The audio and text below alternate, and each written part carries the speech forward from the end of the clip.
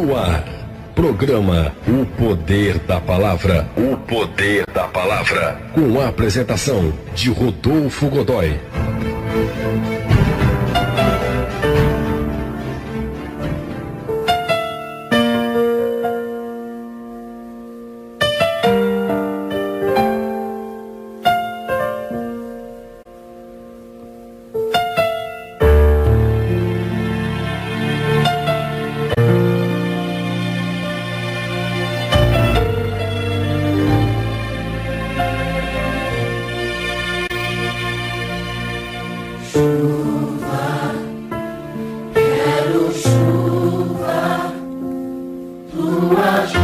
Queridos irmãos, a palavra de hoje nós vamos ler no livro de 1 João, capítulo 2, versos 16 e 17. 1 João, capítulo 2, versos 16 e 17.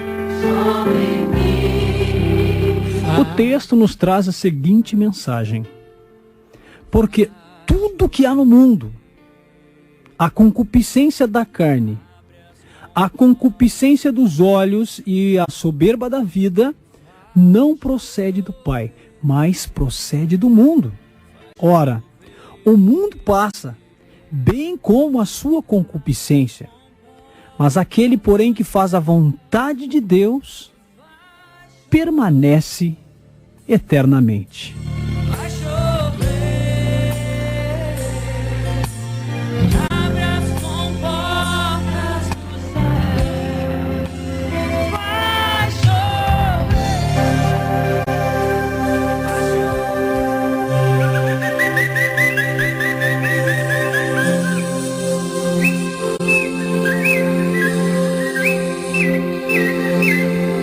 Queridos irmãos, nós estamos ouvindo dizer, estamos vendo, à luz da Bíblia, acontecimentos do nosso tempo, aonde, principalmente, as pessoas mais antigas, convertidas mais antigas, os anciãos, aqueles que têm tempo de conversão, também estão percebendo uma mudança radical em todo o trabalho que envolve o evangelismo, a maneira que se encara a nova vida, o novo nascimento, a maneira que estão sendo trabalhados os cultos, os trabalhos dentro do templo. E se você for conversar com uma pessoa que tem 20, 30 anos de conversão, você vai entender aquilo que nós vamos falar na tarde de hoje. É bom para você também, meu querido, que é um novo convertido, que tem em muitos lugares escutado uma palavra que não tem edificado, uma palavra que não tem tido o poder de influenciar e mudar a sua vida. Portanto, não são poucos que hoje vão para a igreja, saem da igreja, vão para a igreja, saem da igreja, porque não conseguem ver mudança na sua vida, não conseguem por onde ser transformado. E muitos outros se acomodam, levam o nome de convertido, mas de fato não se convertem. Aonde nós vamos encontrar resposta para esse fenômeno que tem trazido muitas pessoas para dentro dos templos de diversas denominações? Porém, essas pessoas muitas das vezes não têm sentido o poder, a experiência pessoal de Deus, e não estão sendo convertidas. São levadas pelos eventos que acontecem ali, pelas atividades, se envolvem nas atividades e acabam permanecendo dentro do trabalho da igreja. Porém, não há a mudança. Não há aquilo que a Bíblia chama de conversão, vida nova. Que nome se dá a este evento, a esta realidade no meio dos cristãos hoje? Então, eu queria dar um nome para esta realidade de hoje, que se chama pragmatismo. E eu vou te explicar o que é o pragmatismo. Pragmatismo ele é definido como a noção de que O significado ou o valor é determinado pelas consequências práticas. Ou seja, é muito similar ao utilitarismo, que significa o quê? A crença de que a utilidade estabelece o padrão para aquilo que é bom. Para um pragmatista, por exemplo, se uma determinada técnica ou um curso de ação resulta no efeito desejado, então a utilização de tal recurso é válida, independente se é certo ou se é errado. Você está entendendo? Vou ler novamente. Para um pragmatista, se uma determinada técnica ou um curso de ação resulta no efeito desejado, a utilização de tal recurso já é válida. Então, eu quero atrair pessoas para o meu movimento. Eu vou usar várias técnicas, independente se são cristãs ou não.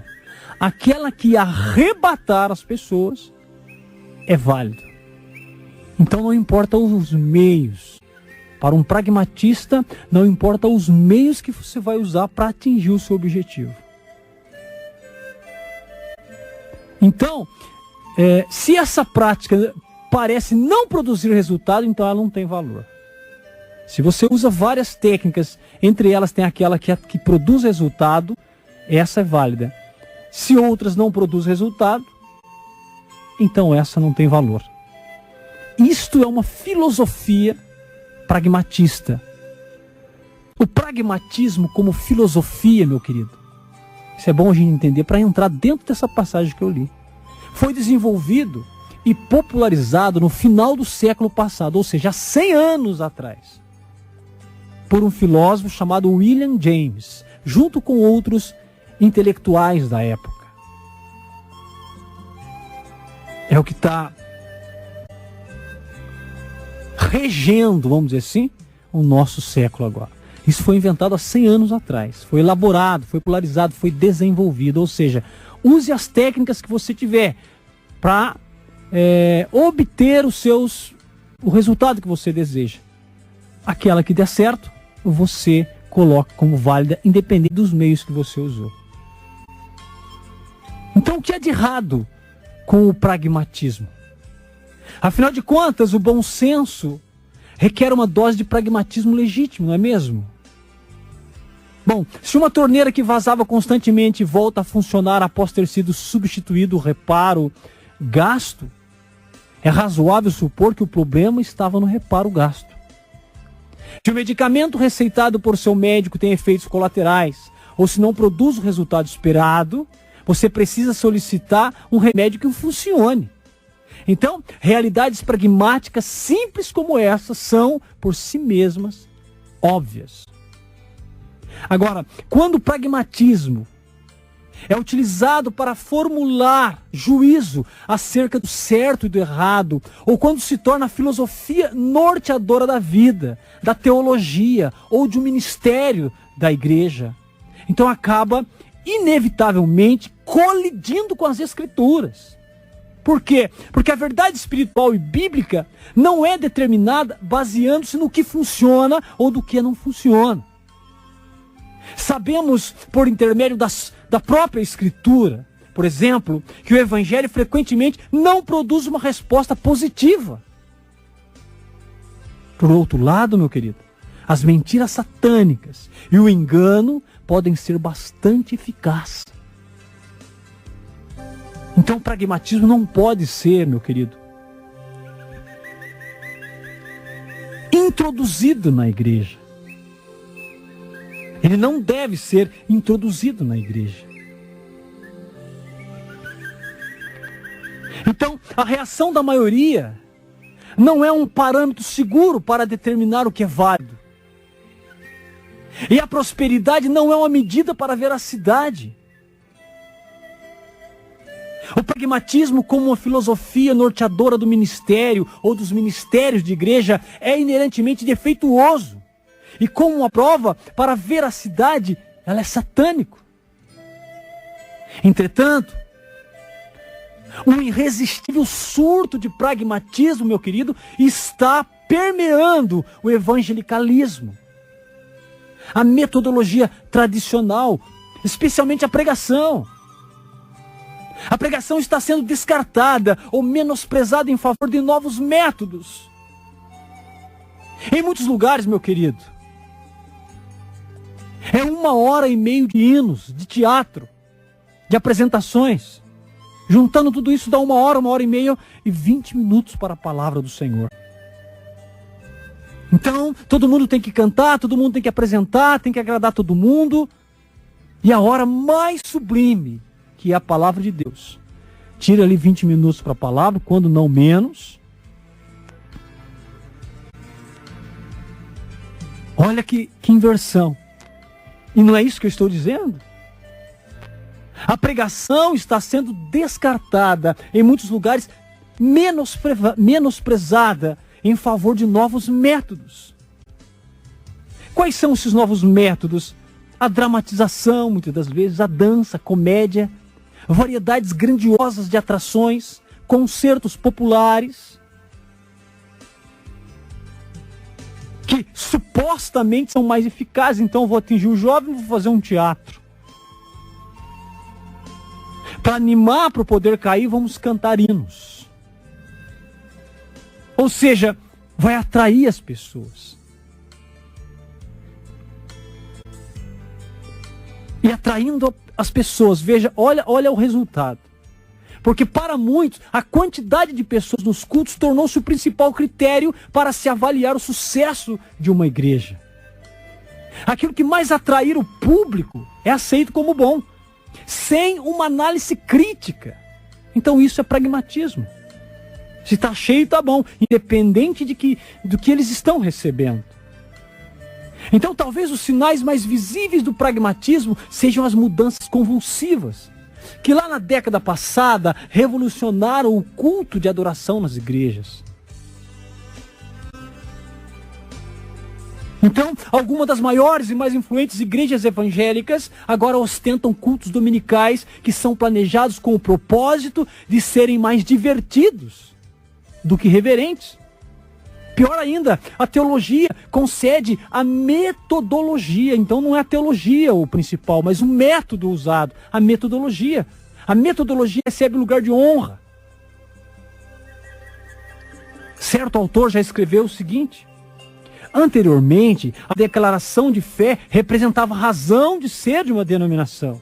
Hoje, a metodologia é o vínculo que mantém as igrejas unidas. Então, uma declaração ministerial define a igreja e a sua própria existência denominacional. É incrível, porém, queridos, que muitos creem que essa é uma tendência positiva. Um tremendo avanço para a igreja moderna. Então, alguns líderes aparentemente pensam que as 4 prioridades da igreja que são apresentadas no livro de Atos, ou seja, a doutrina dos apóstolos, a comunhão, o partir do pão e as orações que estão ali em Atos 2,42, constitui uma agenda deficiente para a igreja dos nossos dias. Muitos líderes desprezaram esses quesitos. Quais os quesitos? Doutrina, ou seja, ensinamento, disciplina, pode, não pode, deve, não deve. É a doutrina. Oi, gente, na nossa casa não tem doutrina? Ensinamento, regras. Isso é doutrina. Na nossa casa existem horários para os nossos filhos. Existem limites para o esposo e para a esposa. Existe, ou pelo menos deveria existir, ordem. Deveria existir regras. E você está me entendendo? Porque eu creio que você tem uma família e existem regras na sua casa. Então na igreja do Senhor também existe a doutrina dos apóstolos. Não essas doutrinas de que tudo pode, de que tudo tá uma bênção. Não, a doutrina dos apóstolos. Depois o outro quesito, a comunhão. A comum união, a comunhão. Depois o outro quesito, o partir do pão e as orações. Esses 4 quesitos são colunas da igreja primitiva e que funcionava. Esses quesitos estão sendo deixados de lado. Estão sendo menosprezados. Mas é isso que constitui uma igreja eficiente. Então, quando essas coisas são substituídas, a igreja se torna deficiente. E é isso que tem acontecido com as igrejas dos nossos dias. Elas são deficientes. Porque eles estão consentindo que a dramatização, a parte de artes, de teatro, não é? A música que, meu Deus, todo mundo tem que cantar, todo grupo tem que cantar. Toma-se 2 horas só de música que quem não participa daqueles hinos, assiste, fica assistindo o tempo todo e cansa. Então, a dramatização, a música que bem ordenada, inspirada, em comunhão com o tema, com o louvor, é uma bênção. Mas que cantada por cantar, por show, por fazer show, realmente é cansativo. Pode animar a nossa carne, pode nos emocionar, mas o resultado não é o que a Bíblia diz, porque o que funciona é a palavra do Senhor ministrada com autoridade e poder. E tem mais, além da dramatização, além da música, a recreação, brincadeiras, não é? Entretenimento. Talvez você não saiba, mas isso tem entrado dentro dos cultos. Recreação, entretenimento, até programa de autoajuda e outras iniciativas semelhantes trazem como se fosse uma eclipse para o culto e para a comunhão dominical tradicional.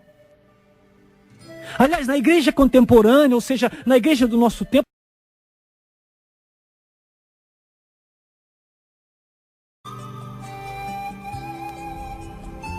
a igreja do nosso tempo, tudo parece estar tranquilo e calmo.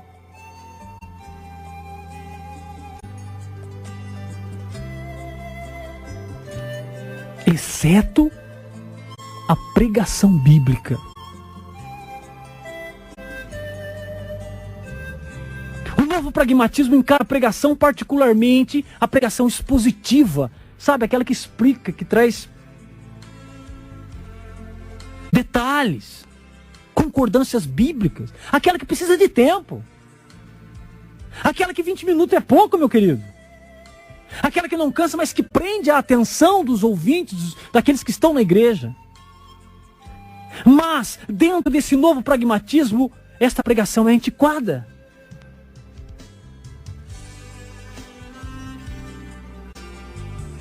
Então, proclamar de modo claro e simples a verdade da palavra de Deus é visto como ingênuo, como ofensivo, como ineficaz. Então vão dizer que obteremos melhores resultados se primeiramente nós entretivermos as pessoas e lhes oferecermos dicas a respeito de como serem bem-sucedidas na vida e lhes ministramos uma psicologia popular, para que elas façam parte do nosso grupo. E uma vez que se sintam bem, estarão dispostas a receberem a verdade bíblicas em doses homeopáticas e diluídas. Então a preocupação aqui não é ministrar a palavra, a preocupação aqui é fazer as pessoas se sentirem bem. Então há pastores se voltando para livros de marketing em busca de técnicas que ajudem no crescimento da igreja. Muitos seminários abandonaram sua ênfase básica de treinamento pastoral, alicerçado em um currículo bíblico-teológico. Eles estão trocando por um treinamento alicerçado em técnicas de aconselhamento e em teorias de crescimento de igreja. Todas essas tendências apontam para o crescente comprometimento da igreja com o pragmatismo, que eu já te expliquei o que é. Eu não sei se você que está conseguindo entender, mas é justamente isso que nós estamos vendo com facilidade no nosso tempo. Substituição das coisas primárias, primordiais. E o que tem entrado na igreja? O mundanismo tem entrado na igreja. E o mundanismo ainda é pecado, querido. Em nossos dias, o mundanismo raramente é mencionado. E menos ainda, identificado como aquilo que ele realmente é. A própria palavra de Deus começa a soar como um âmago antiquado. Mundanismo é o pecado de permitir que os apetites, as ambições ou a conduta de alguém sejam moldados de acordo com os valores do mundo. Porque justamente foi o que nós lemos na passagem do início dessa palavra, dessa mensagem, que está em 1 João capítulo 2, versos 16 e 17. Porque tudo que há no mundo, a concupiscência da carne, a concupiscência dos olhos e a soberba da vida não procede do Pai, mas procede do mundo. Ora, o mundo passa, bem como a sua concupiscência, mas aquele, porém, que faz a vontade de Deus, permanece eternamente. Apesar disso, meu irmão e minha irmã, nos dias de hoje, nós presenciamos extraordinário espetáculo de programas de igreja elaborados explicitamente com o objetivo de satisfazer os desejos carnais. Desde a igreja tradicional, com suas festas de padroeiros, festas religiosas, festas nos grandes templos. O objetivo é satisfazer os desejos da carne, os apetites sensuais e o orgulho humano. Ou seja, a concupiscência da carne, a concupiscência dos olhos e a soberba da vida. E para satisfazer esse apelo mundano, as atividades das igrejas vão além do que é meramente frívolo. Durante vários anos. Isso vai se repetindo, vai se repetindo, vai se repetindo.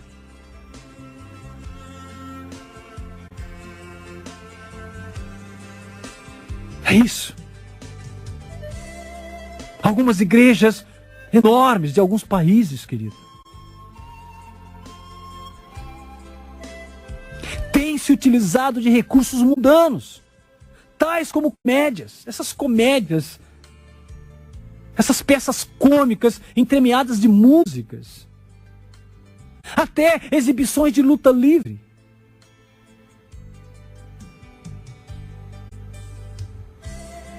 Meu querido, esse entretenimento está rapidamente se tornando a liturgia dessas igrejas pragmáticas. Vamos entreter o povo. Além do mais, muitos na igreja creem que essa é a única forma pela qual haveremos de alcançar o mundo. Por isso, dizem-nos que se as multidões de pessoas que não frequentam as igrejas não querem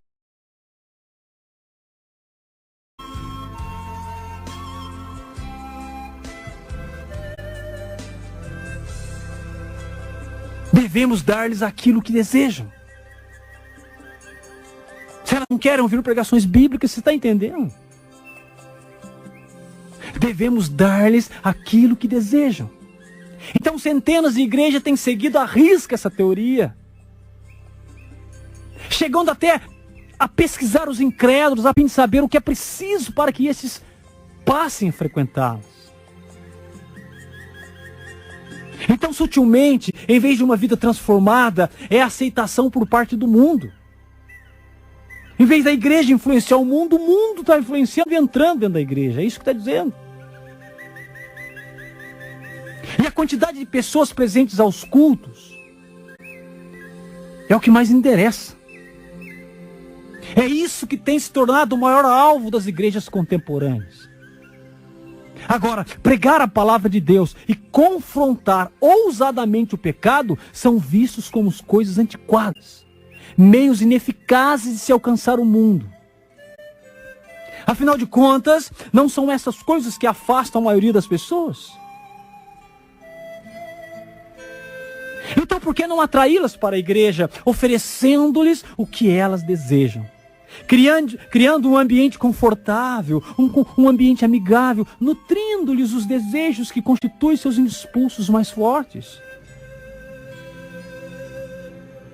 É como se, de alguma forma, conseguíssemos que elas aceitassem a Cristo, tornando-o de algum modo mais agradável, ou tornando a mensagem dele menos ofensiva. Então essa maneira de pensar, meu amado, distorce por completo a missão da igreja.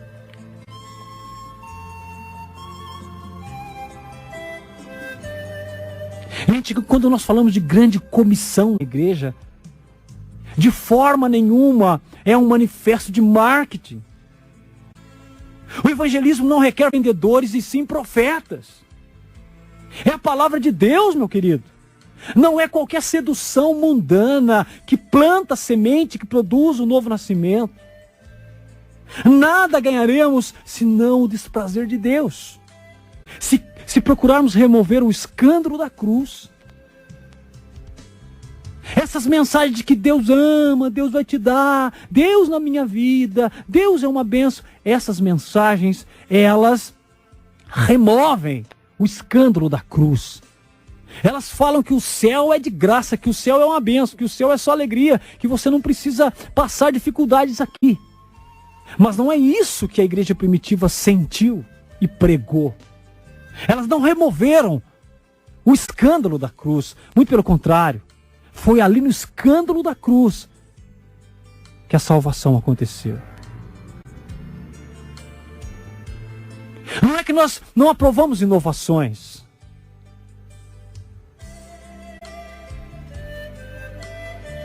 Até sabemos que os estilos de adoração estão em constante mudança.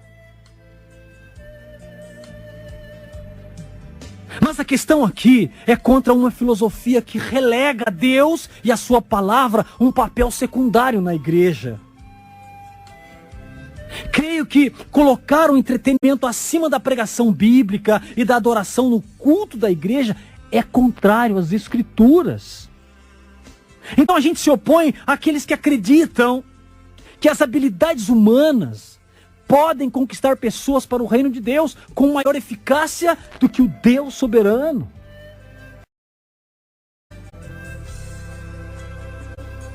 Então, esta filosofia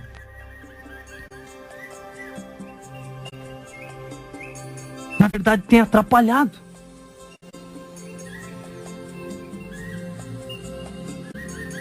Esta filosofia abriu as portas da igreja para o mundo, para o mundanismo.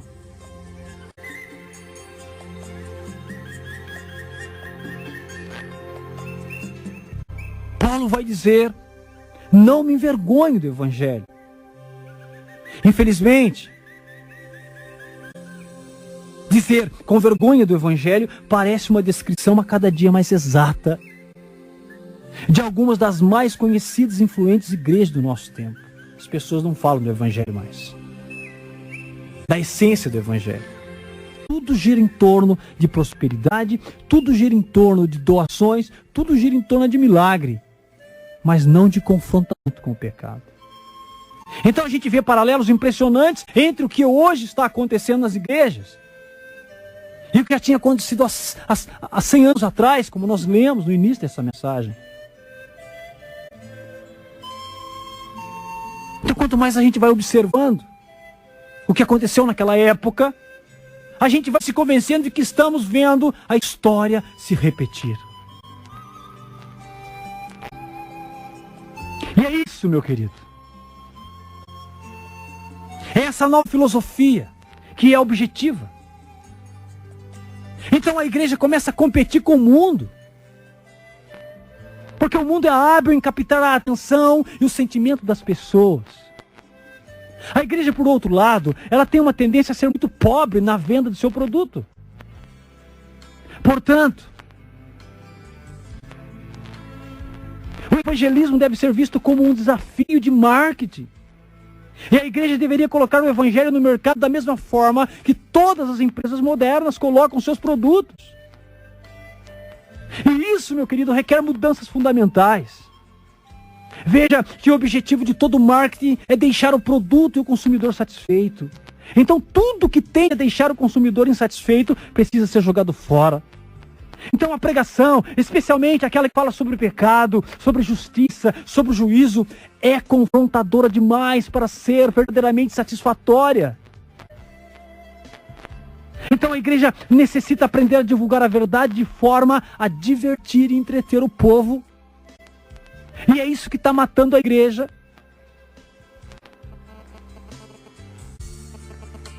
Alguém certa vez escreveu que desenvolver uma mentalidade de marketing é exatamente aquilo que a igreja precisa.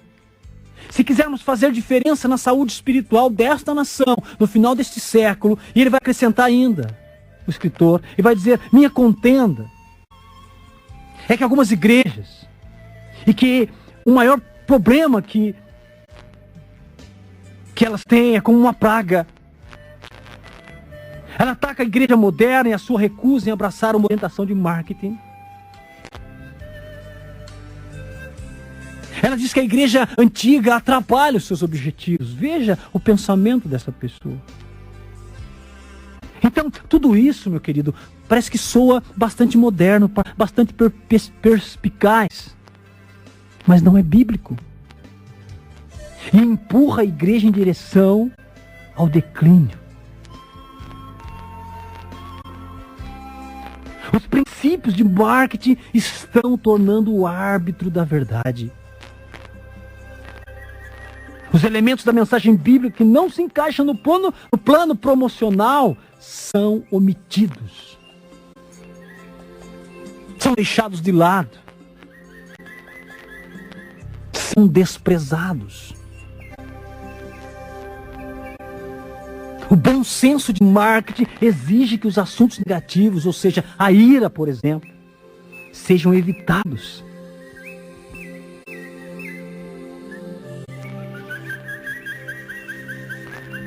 Por quê? Porque a satisfação do consumidor demanda que o padrão da justiça não seja elevado demais.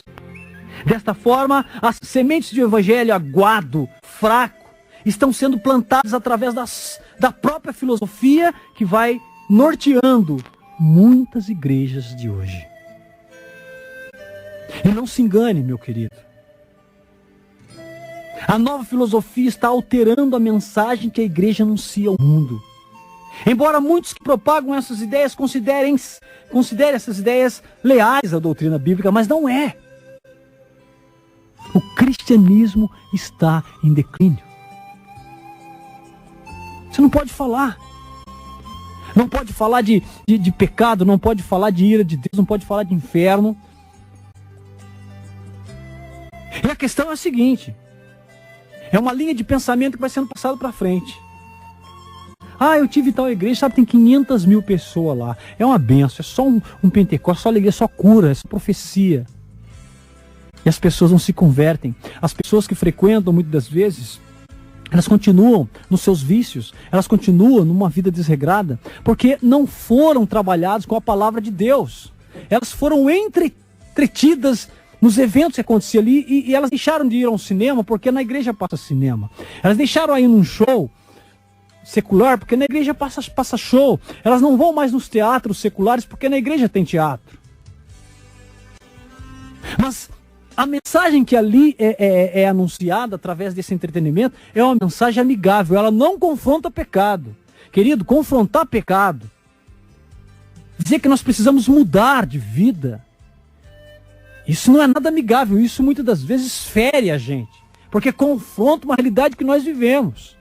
Mas assim era a igreja dos apóstolos e ela tinha poder, porque Deus estava com ela, porque o pecado era confrontado. Ontem nós falamos aqui sobre Ananias e Safira. Eles mentiram ao Espírito Santo.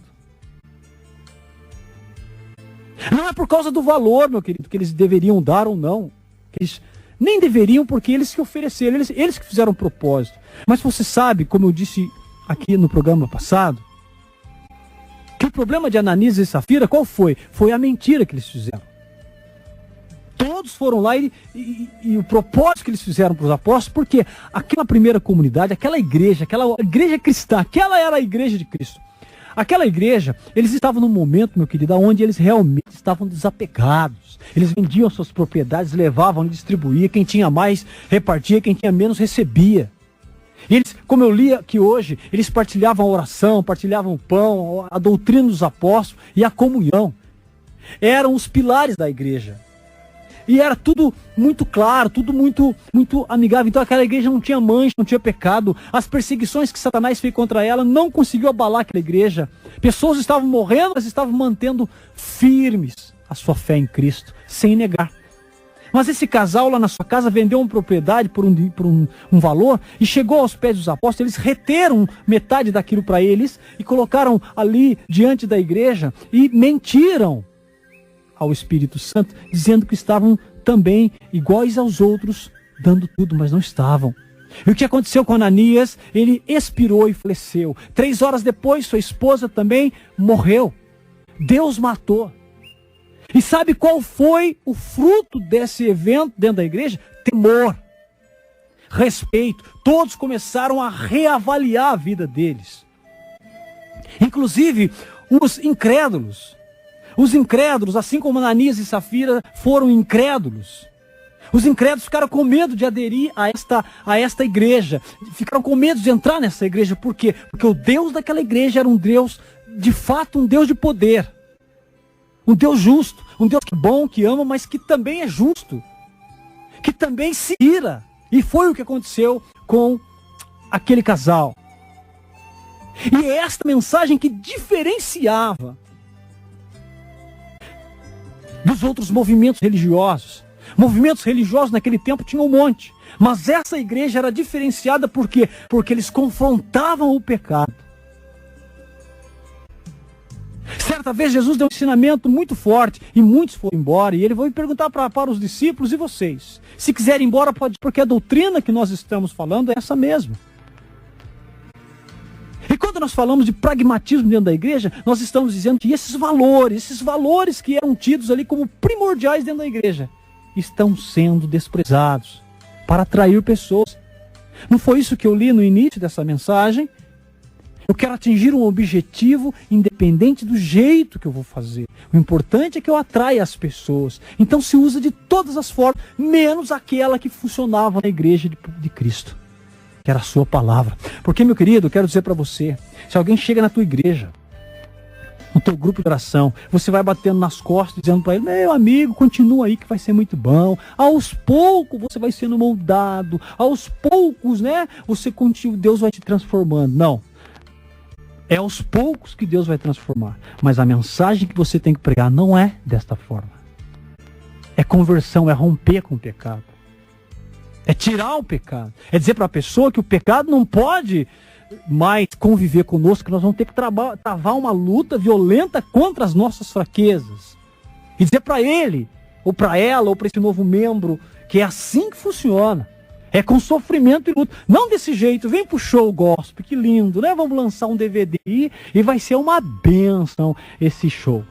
Vamos fazer um teatro aí, a pessoa vai querer saber o final da história. E vai ser muito bem, vamos aplaudir, que bênção que foi, né? E 2 horas de música, mais meia hora de teatro, e apresenta fulano, ciclano, presidente, né? De tudo e tal. Aí falta meia hora para acabar o evento, 10 minutos. Traz o pregador para ministrar a palavra.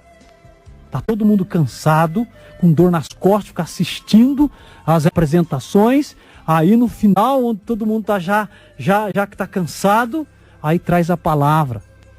E 15 minutos. Não dá para fazer uma exegese, não dá para trazer concordância, não dá para nada. As pessoas dando glória para cima e para baixo, ninguém entendendo nada. Final. Resultado. Não houve o sistema da igreja primitiva. E nós dizemos, somos a igreja do Senhor. Pragmatismo às claras, nós não estudamos. Quantos estão ministrando a palavra, não estudam, não buscam, não fazem pesquisas, não se importam com o rebanho. E aí nós vamos entender que não é a roupa que faz o cristão. Não é o terno. Talvez não seja o sapato luxuoso, os 20, 30 pares de sapato que muitas irmãs têm. Não é isso que faz o crente. Os 4, 5, 10 ternos que você possa ter. A igreja maravilhosa com o adicionado. Nossa, Rodolfo, você está menosprezando tudo isso? Sim. Se a sua igreja tem tudo isso e não tem a prioridade para a palavra de Deus, eu menosprezo isso. Se pode ter bigode, se não pode ter bigode, se pode cortar o cabelo, se não pode cortar cabelo. Essas são as preocupações de algumas igrejas. Mas e a preocupação com a aplicação da palavra do Senhor? Como diz, eles permaneciam na doutrina dos apóstolos. Esta é a prioridade. Este é o fogo ao poder, a palavra do Senhor. A poderosa palavra do Senhor. Não são essas coisinhas que a gente vê por aí, querido. É óbvio que há muitas pessoas com trajes indecentes dentro da igreja. Por quê? Porque a palavra não está operando ali. Pode ministrar, pode fazer bonito e tal, mas a palavra não está operando. Se a palavra não está operando, o que pode sair? A Bíblia, Jesus vai dizer que o que sai do coração do homem é aquilo que mancha o homem, ou não. É do coração. Então, se você está vendo a pessoa com trajes indecentes, comportamentos errados, por quê? Porque a palavra não está operando na vida dela. Não pode ser outra coisa, meu querido. Não pode ser outra coisa. O evangelho ele é constrangedor. A pessoa vai na igreja e ouve uma boa palavra, no mínimo ela sai pensando, no mínimo ela sai questionando, no mínimo ela sai confrontando-se com ela mesma. Esse papo de que foi uma bênção, que foi só milagre, ressurreição, isso me dá medo. Porque muitas vezes pode ser a nossa carne se manifestando, e nós, porque temos o discernimento do Espírito Santo, dizemos que é a obra de Deus. Se não formar santidade, meu querido, se não mudar, santidade é isso, é mudança na nossa vida, é ser influenciado pela palavra, é ser realmente mudado pela palavra. Claro que isso é muito difícil e complicado, e muitas vezes a gente vê que não consegue só pela graça de Deus. Agora, levar tudo como se fosse uma grande festa, uma grande balada. A igreja está parecendo agora uma grande balada, não é? Que pula, que dança, que mexe, que canta, que faz e que acontece. Glória para cá, glória para lá. Mas, no particular de cada um, aonde é que a palavra está nos moldando? Aonde é que toda essa barulhada que nós estamos vendo e nos preenchendo, se a gente retirar tudo isso, sobra o quê? Se eu tirar todos esses eventos que estão me prendendo dentro do templo, eu tiro tudo, não me chamam mais para nada, não me chamam para cantar, não me chamam para ler, não me chamam para mais nada. É a partir daí, quando você tira todas essas coisas externas, o que sobrar, essa é a sua realidade, meu querido. Há muitas pessoas, indivíduos, por uma série de circunstâncias, falta de oração, falta da palavra, falta de ensinamento por parte da sua liderança, elas estão sendo carregadas dentro das denominações pelo que elas fazem. Agora eu te pergunto, se tirar tudo que você faz, cargo, departamento, tira tudo, o que sobrar, você consegue ver até onde Deus trabalhou. Há muitas pessoas sendo carregadas pelos que elas fazem, pelos ministérios que Deus deu, os dons que Deus deu, mas não tem essência pessoal, particular. Vivem em prol daquilo que faz, mas não é aquilo que faz. É interessante essas coisas. E de repente, Rodolfo, mas essa é uma mensagem pesada, mas a mensagem de Deus ela é pesada no sentido de confrontar. É mensagem bonitinha a gente vê no teatro, meu querido. A igreja não é teatro, não é picadeiro de circo. A igreja é o lugar onde Deus quer trabalhar. Por isso que a igreja somos nós. Lá no templo deveria ser a manifestação do poder de Deus em consequência de uma palavra poderosa ministrada. Por isso a palavra não pode ser deixada como algo secundário.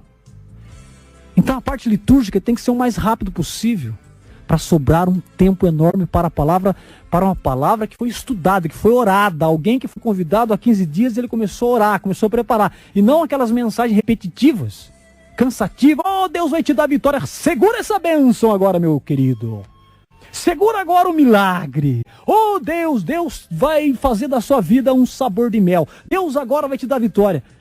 Ficam fazendo rodeios nessas parafraseando essas coisas e não entram no estudo da palavra.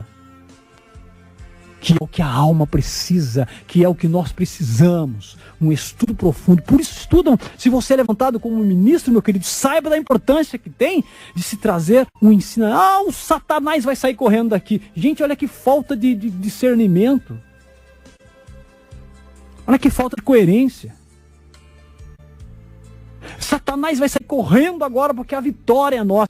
Fica parafraseando essas coisas, não se aprofunda na escritura, cansa as pessoas não são transformadas, não há manifestação verdadeira do poder de Deus, porque poder de Deus não significa ficar pulando, ficar levantando a mão, abraçando. Essas são manifestações da nossa emoção, de sermos alegres ou não, mas o poder de Deus é quando ele entra dentro da gente, tira o vício, combate o pecado, combate a escravidão do pecado, combate todo tipo de libertinagem que nós temos.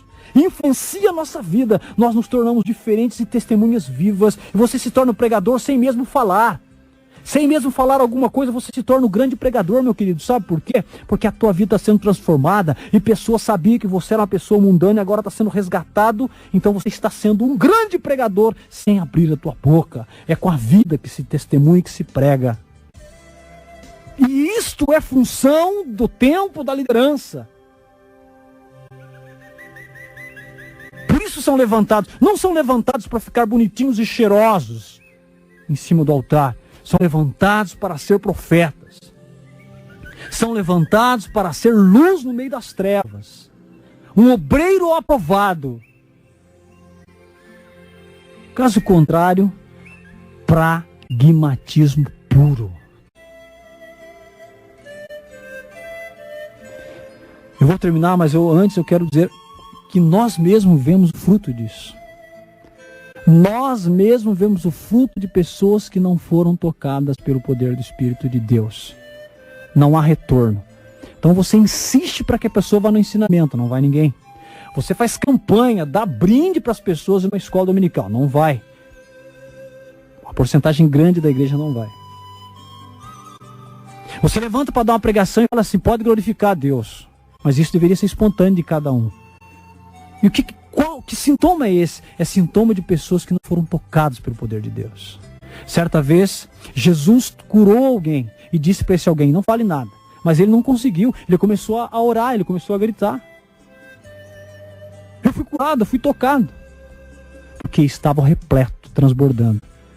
Diferente do que nós estamos vendo. Quem pode dar um glória a Deus aí? Glória. É isso. O retorno vem lá de baixo. O alimento vem de cima, o retorno vem lá de baixo. Um líder que tem visão espiritual, ele sabe o que está acontecendo. O que não tem, fica arrumando receitas, fica tentando consertar. Pensa nisso que eu estou dizendo. E vamos orar para sermos a igreja de fogo. Em nome de Jesus. Amém. Senhor nosso Deus e nosso Pai, quero te agradecer do fundo do meu coração pela oportunidade que o Senhor nos dá de estarmos aqui trazendo a tua poderosa palavra. Bendito seja o teu santo nome. Eu oro por todas as pessoas a partir da minha família